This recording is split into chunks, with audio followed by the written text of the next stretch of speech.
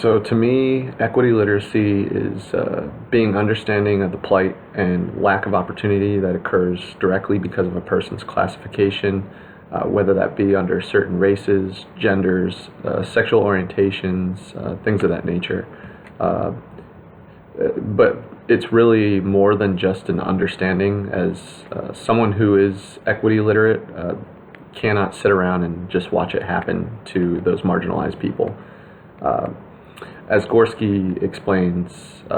there are four abilities of educators with equity literacy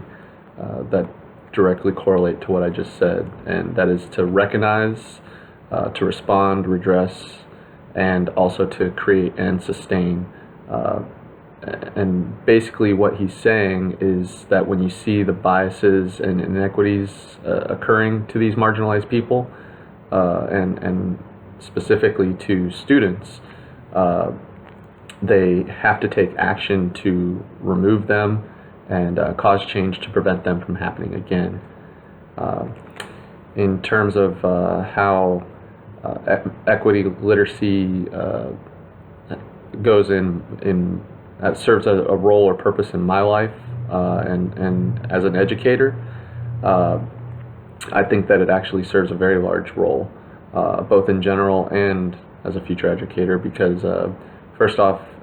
in my life as a Christian, God has commanded me to treat everyone as if they are His own creation, which they are. So, to me, to basically allow marginalization to occur goes directly against God's word, uh, and basically, on the ultimate level of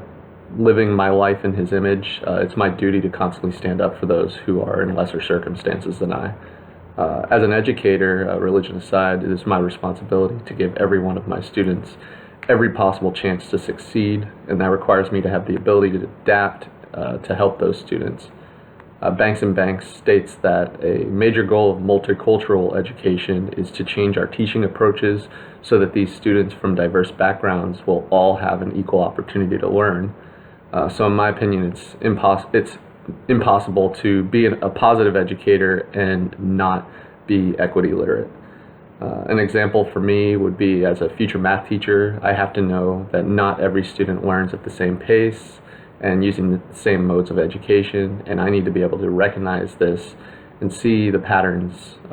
when it may be attributed to a reason of inequity occurring in their lives and find a solution.